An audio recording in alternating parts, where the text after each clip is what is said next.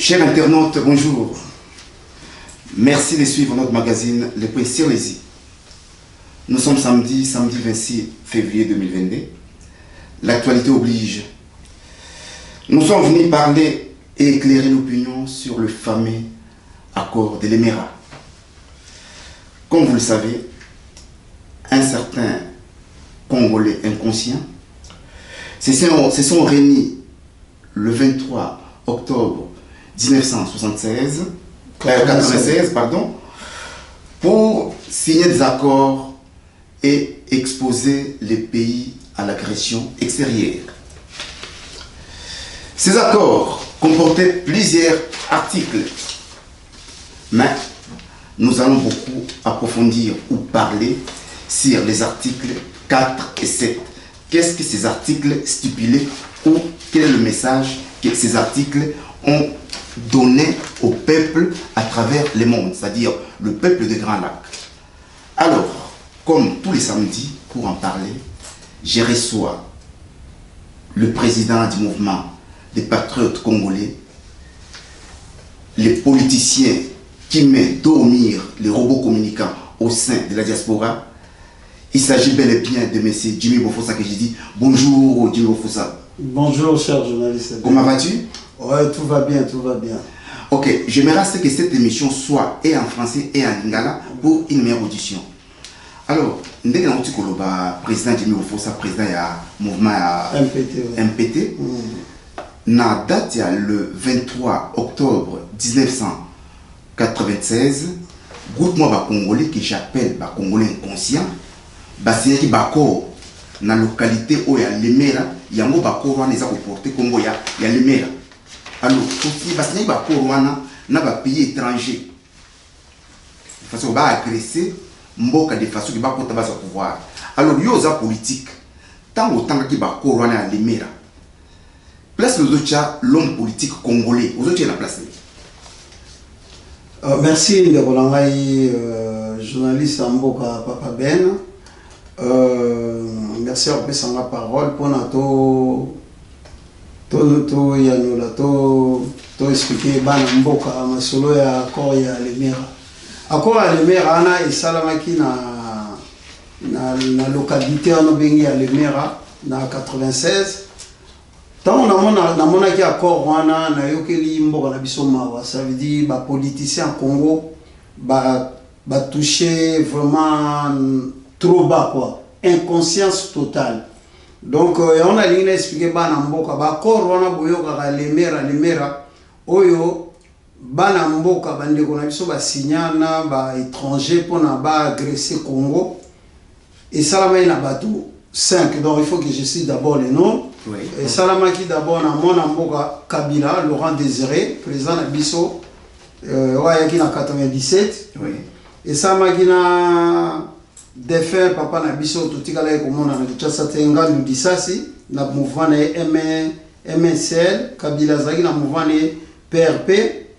Et Salamaki sous na M. Bougera, au origine ils étrangère. Et ça m'a dit qu'on a vu sur Massassou, tout le monde qui est à Kinshasa, na Bizimakara. Donc, bateau mitano na tangi ba Congo, bangom tu bazali signataire ya ba accord ya l'Émirat. Ba accord wana basalaki yango, basangana ki bango mitano, basangana ki pona ba agresser Congo avec aide ya ba pays misatu, ba voisin na biso donc Rwanda, Burundi na Uganda ba agresser mboka na biso ba benga na Mobutu en fait. Voilà.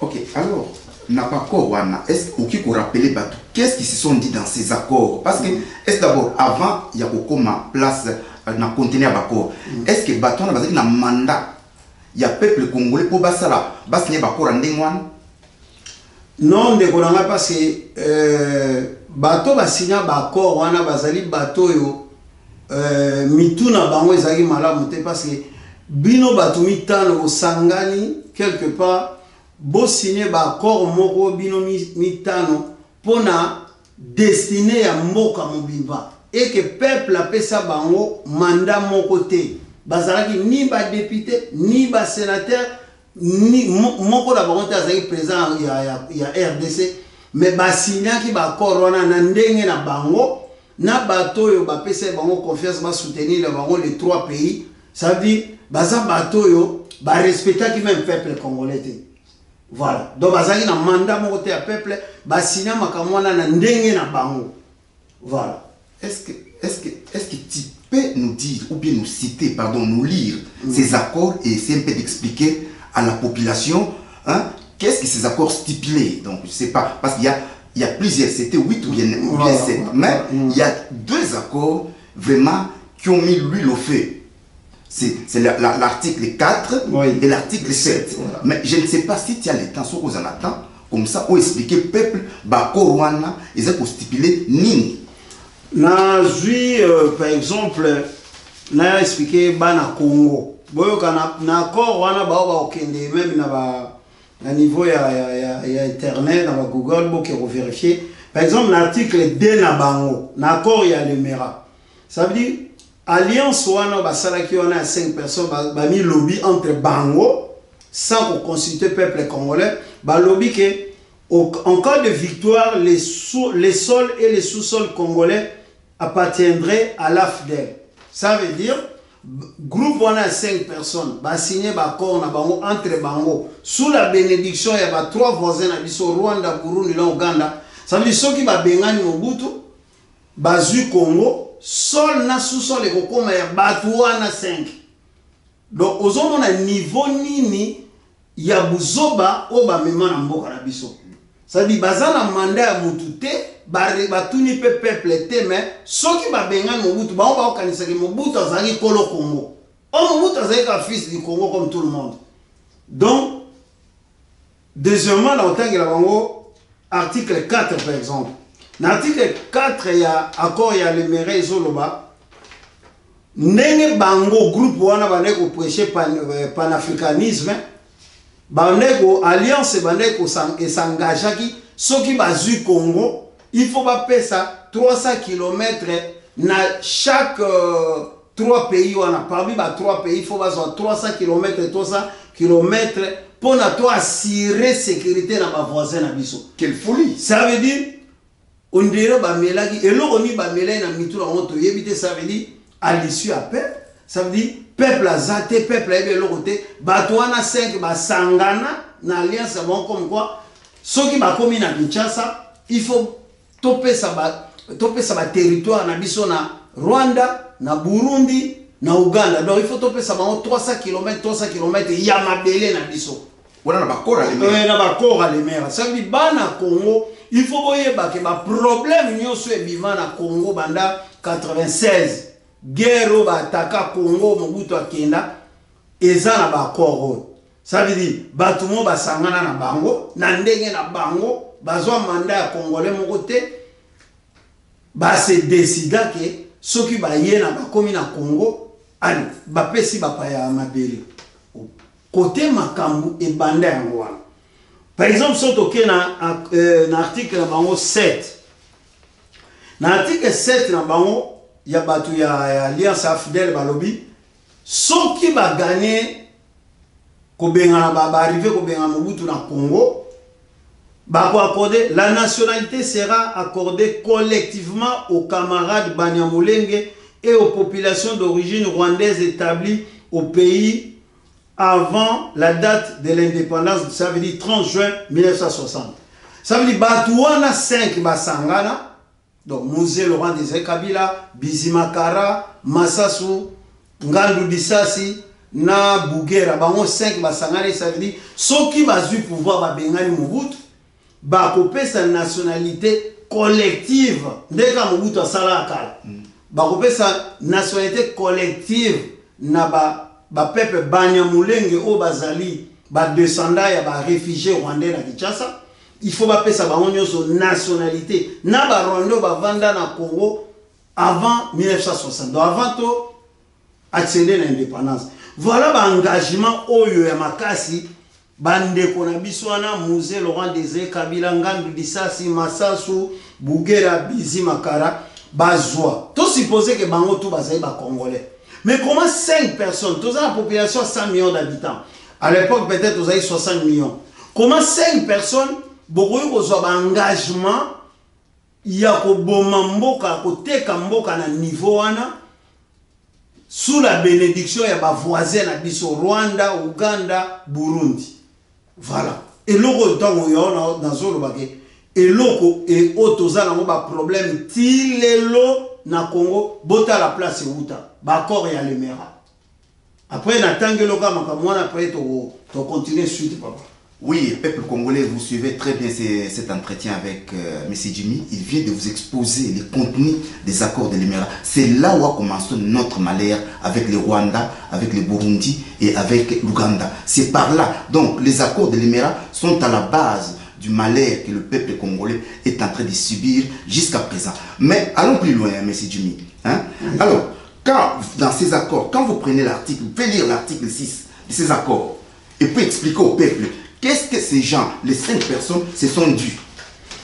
Ça veut dire, Lazo, expliquer toujours dans Mboka, Bakor à l'Emerapo, Bobanga, il faut que le Barapo Biso Tozoya Awa, à travers les journalistes, Bazako et Debiso, to expliquer Bino Makamamboka. Accord et à l'Emera, donc, Batouana 5, on a constitué AFDEL. Alliance, on a guerre dans Mobutu et Benganagi. Mobutu o biso na Congo to benga bango ba force à libération o ba kotaki le 17 mai 1997 o biso ba na système belge to ba 1997 ba lobby na ba accord na bango na article 6 ça veut dire soki bango ba zu bokonzi na Kinshasa tous les politiciens des années 60 en RDC et ceux ayant collaborer avec le régime de Mobutu seront mis en retraite sur le plan politique. Ça veut dire, pour la bango, tant qu'on va na Kinshasa le 17 mai 1997, Mouto nyo sa la politique banda 1960 na section na biso indépendance, na bato basana Mobutu, bakoki osa sous politique na Congo te parce que Congo comme il y a AFDEL ba richesse ya Congo ezala sol ezala sous-sol dans makambuto comme ya bango ba politicien na nyonso il faut bazwa retraite kozwa retraite ça veut dire ba ko sala sous politique te voilà Congo. Voilà pourquoi maintenant je te pose la question en tant que politique. Alors en voyant tout ce que ces politiciens ont écrit, toi quelle est la place de l'homme politique congolais dans tout ce que nous sommes en train de vivre actuellement? Vraiment, l'homme politique congolais a brillé que par sa médiocrité, a brillé par son inconscience. L'homme politique congolais n'est pas arrivé à protéger la population, le peuple congolais. Il y a un senga na ba politicien ya lelo, base en conscience, base en esprit patriotique, baye ba importance ya mboka na bango, baye ba ko la politique pour na servir peuple, pour na protéger mboka bako ba tomber sur na erreur wana te ya grave. Ya ko sala ba alliance ça ko senga peuple a sali référendum te, peuple a se prononcer la élection te, mais bino bozu mandat peuple te mais bozu ba engagement ya ko teka mboka. Ça veut dire mboka na biso lelo soke ezali ko kufa faute ezali ya ba politiciens congolais par manque de patriotisme. Voilà. Alors monsieur Jimmy, alors ici pas au sein de la diaspora, un peu partout à travers le monde, ici, bah Congolais Bazali, hein, Bazol, bah, depuis Félix a eu pouvoir, que nous voilà, Félix a tekimboka, Félix a tekimboka. Mais Koyoka Bakora, les mérans de Moutiko, Koenimera, moi, Pekotanga, c'est que Félix est loin de là.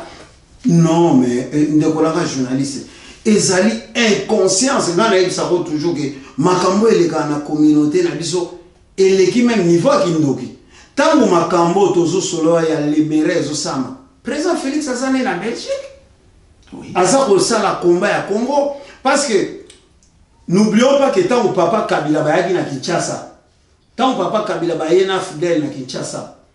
Papa Kabila kutaki déjà papa Etienne Tshisekedi azobunda déjà contre Mobutu azobunda pour na combat ya démocratie. Pour démocratie kota na mboka pour tant tozo indépendance tozaki pays mo démocratique.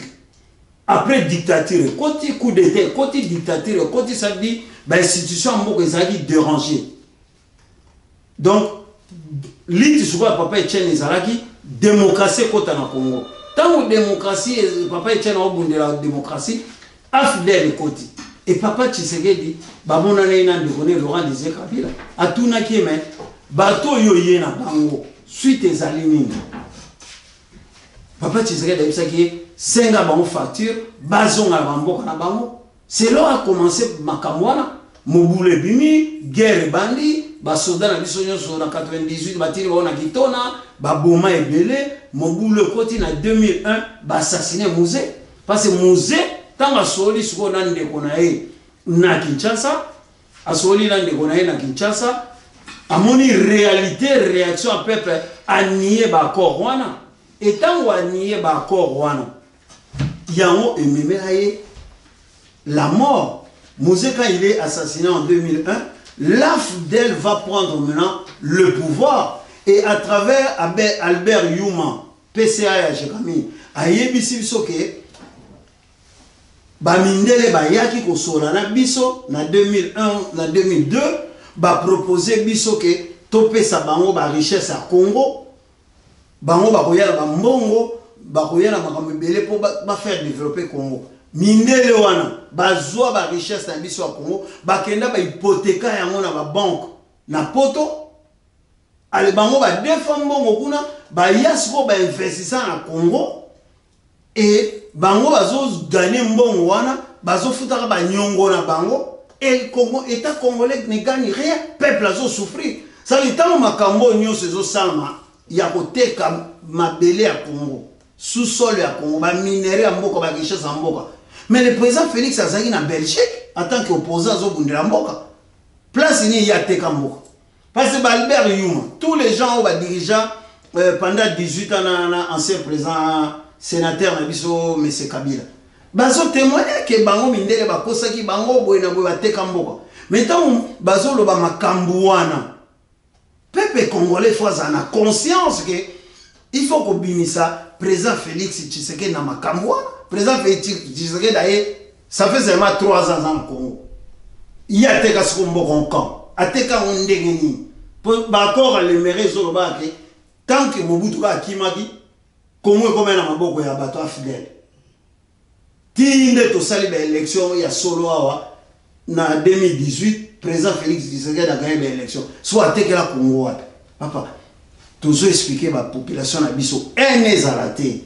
Tous en bolingo ya ko reconnaître makambu ndenge zali. To boyi ba manipulation. To sola makambu ya Congo na vrai. Ya on a zo pe ce exemple lolo.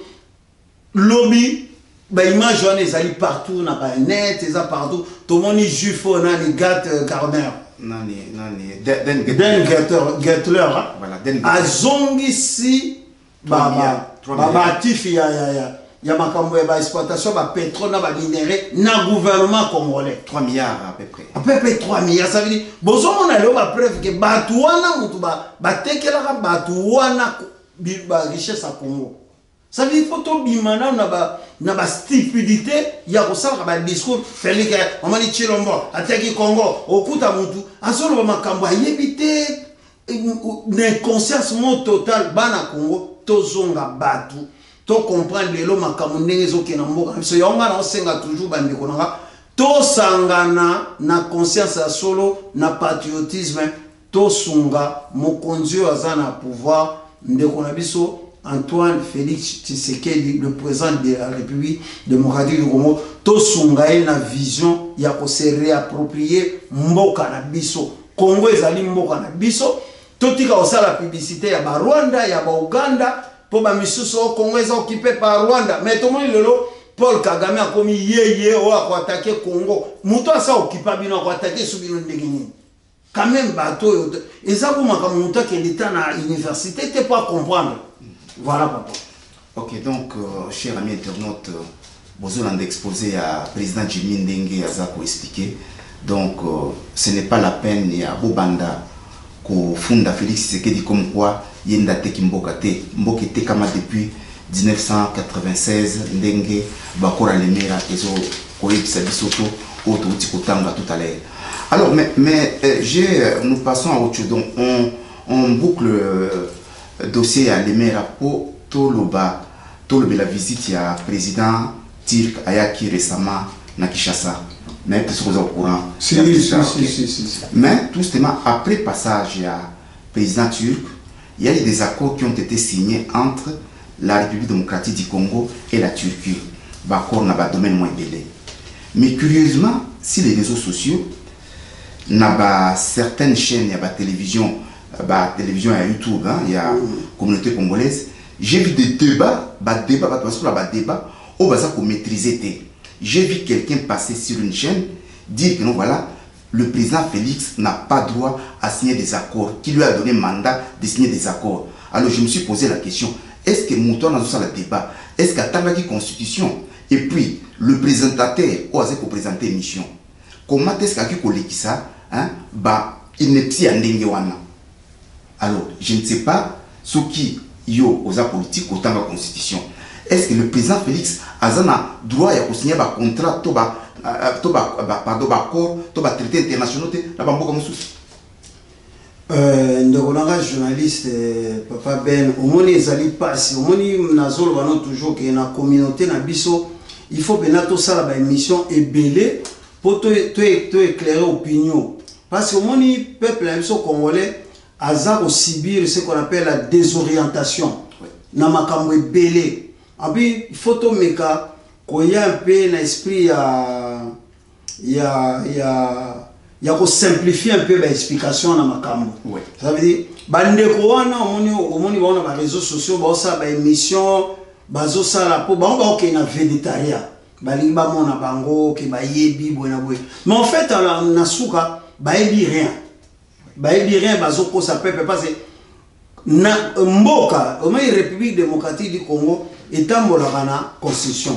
C'est dit pays ezali régi na ba loi. Le président de la République va voter et il faut diriger par rapport à la loi. Il y a un lobby, par exemple, na sala effort ya kozane loko bana Congo. La constitution. La politique était oyebi ba loi mboka na hote.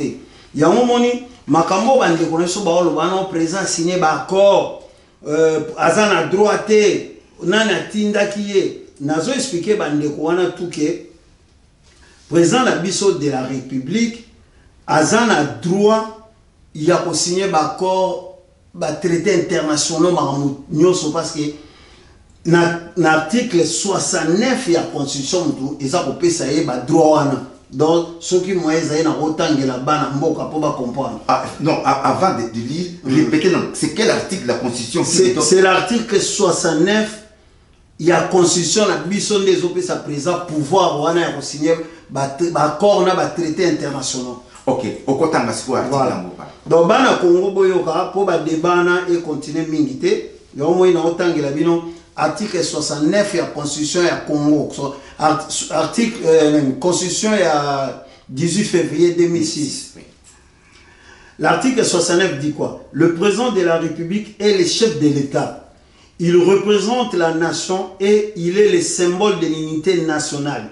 Il veille au respect de la Constitution. Il assure par son arbitrage le fonctionnement régulier des pouvoirs publics et des institutions ainsi que la continuité de l'État. Il est le garant de l'indépendance nationale, de l'intégrité du territoire, de la souveraineté nationale et du respect des traités et accords internationaux.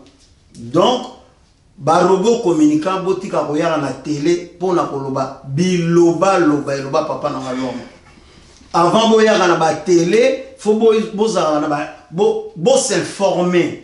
Botika koyara kotanga komba présent tout le temps na makambo ezangatina. Oh azana droite, c'est pas votre ami, c'est le président de la République démocratique du Congo et constitution na biso. Babe mobeko li konzia na linga. Yango ezopesa ye ba droit na ye en tant que président ya ko sala makambo na doit ko signer ba traité honneur ya Congo akoyi ko déclarer ko senga même guerre na mboka moboy constitution ezopesa ye ba prérogative wana donc nansi débat na ezala soute donc ba robot communicant ba leki na ba média na biso na ba chaîne ebele ba ko loba biloko wana to boyi bo désorienter peuple le président a un pouvoir au sa makambo wana. Ok, j'espère que nous voilà, comme vient de le dire le président Jimmy Bofossa, vous, les robots communicants qui passent sur des plateaux, des chaînes, des radios, sans avoir aucune maîtrise dans un domaine que ce soit, vous avez le cas pour désorienter le peuple, vous avez réponse Nabino. Ok, nous continuons toujours avec le président Jimmy. Alors, tout récemment, sur ta page Twitter, au Twitter qui est comme quoi le Congo doit devenir un pays sérieux. Alors, quel est le message que tu as voulu lancer pour Olobake, Congo, il faut être comme un pays sérieux. Message, mais ça veut dire. Ça veut dire, au moins, na Congo, na mboka na biso, batu nyonso, bazo kanisate, président Félix Tshisekedi ba votaye, nenga zana yende fa bongisa Congo. So ngana kompena kande batu ba comprendre. So président Félix a comme yemo commissaire de zone, yemo comme sénateur, yemo comme bourgmestre, yemo comme ça makambutu. Non. Le président est quand la nation, le président est là, il donne une ligne et le peuple doit être en mouvement, en fait. Ça veut dire que le Congo, la mission fait comme un pays moins sérieux. N'a pas ça qu'exemple, par exemple, il y a Mamba G6. Ouais. Donc le peuple doit être en mouvement. Et le peuple est représenté par qui? Par des députés, par parlementaires. Bovani na mboka tota la Mamba G6, par exemple, procès à Tchébéa. Bozo ba pression à Tchébéa, bateau bazali, on appelle ça comment? Bateau bazali impliqué dans le dossier, ils allaient un tel, pour ne pas citer le nom des gens. Ou bien Matata Tampone est poursuivi par la justice, mais je vois la cour constitutionnelle dit que Matata Baro Sambi, ça a été pas ça, c'est premier ministre. Il y a un appel, c'est exemple, on a dit non, un pays sérieux, toute la population doit être justiciable. Ça veut dire tout le peuple, tout, il faut pas s'amener ça, il faut que ça mabe. Il y a un autre bagage, makamwana sko, et ça présente mon sala, bah député tous en bas Nicolo, au bazali la union sacrée. L'union sacrée c'est une majorité présidentielle. Maintenant, ceux qui va changer mon bah député il faut pas bouger. Bah bon, dans la loi, dans la constitution, la loi ils ont protégé l'ancien président, ton lingi de soutien. Ou bien l'ancien premier ministre ton lingi de soutien, il faut modifier la loi telle. Bah député, il faut pas ça là, bah changer la loi. Comme ça, Moutoutou na Congo, bah quoi ça y est, attends aux anciens présidents. Ça veut dire qu'il faut tout nous payer comme un sérieux, parce que si on est sérieux, bah toi libanda, ne ton ne va pas investisseur bah ya, oh bon na bon, même bah zo bah quand même Moutou va détourner mbongo, aïbi na mazo si na l'état tabimi na, ça veut dire payer ça sérieux ça t'es na biso ba congolais. Y'en a le bagage. Congo, il faut comme un pays moko sérieux. Et bah Congolais, il faut tout comme un bateau moko bah sérieux. Voilà, tout tika ba buzoba, tout tika ba détournement, vol, corruption, tout bimana ba makamwa ba médiocrité on a tout qui est un monde moko meilleur. Présent au que non y moko il faut accompagner le peuple. Et son peuple se met en mouvement. Peuple ils ont la distraction, maraba le kuta, kofinga. Non, on va pas s'en sortir papa. Voilà. Ça veut dire, avec le président, nous voulons quitter ce monde de vol, de détournement, tout ça, ce monde médiocre. Il faut qu'il y ait un monde d'excellence. Monde d'excellence, c'est-à-dire qu'il y a un petit Kamabé pour un Congo meilleur pour la future génération. Voilà. Ok, donc passons maintenant à l'actualité internationale. Comme vous le savez, en tout cas, le monde bouge. La Russie a attaqué l'Ukraine. Alors, toi, tu es un politique. Si tu étais à la place de Félix, parce qu'au sein de la diaspora, je prends la diaspora congolaise, c'est-à-dire les discussions vont dans tous les sens. Il y a des gens qui ne maîtrisent pas des sujets ou des chapitres, mais ils font des discussions dans des cafés, dans des salons de coiffure, un peu partout. Alors toi, en tant que politique, comment vois-tu l'évolution de ces conflits russo-ukrainiens? Voilà, tant que mon politique est triste, nous condamnons déjà agression à l'Ukraine parce que M. Poutine, en faisant ça, déjà a violé la souveraineté à l'Ukraine, a violé des chartes à l'ONU. Voilà, mais ça m'engage que moi. Ouais. Ouais. Sur le monde des eaux évolué, les lots. Par rapport à l'équilibre géostratégique, géopolitique, quand je vois déjà Ukraine elingi kotana autant pour nangana bi que Poutine a tranquillité parce que autant il y a vendre la Ukraine na porte ndako na à quoi accepter en voter mais seulement c'est comme si Poutine a installé base militaire na Cuba avec tout ça il a passé ça veut dire nous bien en Mexique ba américain ba ça d'accord ça veut dire injustice wana monde on dit ça m'a peka ndengona mais nga personnellement na rosepelate que autant s'installer en Ukraine mais Poutine seulement au même Ramso ça a raison mais tant agir ba tout peut pas comme condamner Poutine seulement na ba no to comme na ngo eza ba 2022 internet est partout ndenge déjà ça va agresser Ukraine ba tout base population zokufa aux yeux du monde il est considéré comme un assassin comme un homme sans cœur mais bison à niveau politique toujours comprendre banger zawana mais ça veut dire ça problème ba lukapé et ba baka neni parce que ata confirme que wapi suka non ba pozonga na table pour na sola mais ba robot communicant ba pesa ba explication ba pesa mais biso to yebi problème place ezali problème il y a pas positionnement réussi à cause quoi accepter que Ukraine et Kenya na ekotana autant parce que pour na bango construire un danger voilà donc Torosengara que na monsieur Poutine soki peut-être à quoi ici gouvernement à Kiev à Soukarana s'attaquer à pays musulté après ba vendre sur na ba table ba solo voilà. Ok, avant de clore cet entretien, j'aimerais que tu puisses revenir parce que l'émission, l'entretien qu'on a eu la fois dernière, on a reçu beaucoup d'échos sur l'Équateur. Donc, l'émission de Salaki dernièrement sur l'Équateur, tous eu écho et belé. Alors, vous avez quelques mots qu'il faut ajouter par rapport à l'émission de Salaki sur l'évolution du développement Équateur. Tu as quelques mots avant tout? Oui, sur l'Équateur, surtout Mbadara, ma ville de naissance, Nazui ba eko ebele, ba tebele ba benga parti Mbandaka, ba félicité, ba tebele ba benga na kin. Nazui déjà contact na ba association mususu eza na kin. Et je crois dimanche na resolana bango pour nande trouper ça qui toujours idée avec mouvement MPT to kende sur place en Mbandaka to katamatiti to mobiliser peuple, to sensibiliser peuple pour na ko ça la même salon on a niveau ya stade pourquoi pas ko na ba hôpital Mbandaka pe ko tala surtout si Mbandaka je crois ko tala pe na kisangani ndenge nini makambo zo marché to meka pe ko tambola pe na ba province mingi na compte mouvement na biso MPT total en passant makambo no sur la masanga et dit le fongo la pas benga ngai Charles Matomi n'a pas benga ngai ba masebele ba bench tous les membres et à MPT Bazana Poto, ma partie l'abondance. Je remercie en passant notre grand technicien, Papa James Lukezo. Voilà, donc, Baïko et Zali, mais on va s'y mettre. Ok, chers amis internautes, je crois que nous sommes à la fin de notre entretien. J'espère que vous serez nombreux en tout cas à suivre et à nous faire des commentaires.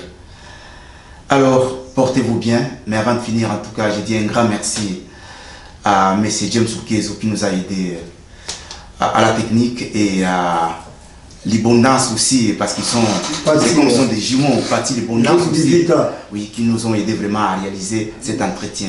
Alors, nous espérons nous retrouver le samedi prochain. Portez-vous bien et au revoir. Bye.